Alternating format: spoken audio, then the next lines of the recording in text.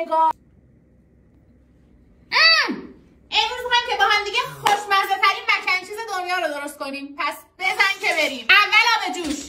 پاستا میره داخله. بره که خوب بپزه. یا علی. پاستا حاضر. حالا نوبت سسه. اول کره. میره رو حرارت تا ذوب بشه. کره حاضر. حالا آرد. میره رو حرارت تف بخوره تا خامی آرد بره. حاضر. باید اینجوری بشه. حالا شیر. آروم آروم اضافه میکنیم که آرد کوله نشه. میره رو حرارت آروم آروم همه این شیرا بهش اضافه میشه. سس حاضر. تو این قلزت. نوبت پنیراست. این از گودا، اینم از چدار. مخلوط شه تا آب بشه. حاضر. نمک، فلفل، آبیشه مخلوط میشه. حالا پاستا. خوب مخلوطشون میکنی. صداشو گوش کن. الان مکن چیز شما آماده است. ولی من که اینجوری ولتون نمیکنم. میرن داخل تابه. حاضر. نوبت پنیر پیتزاست.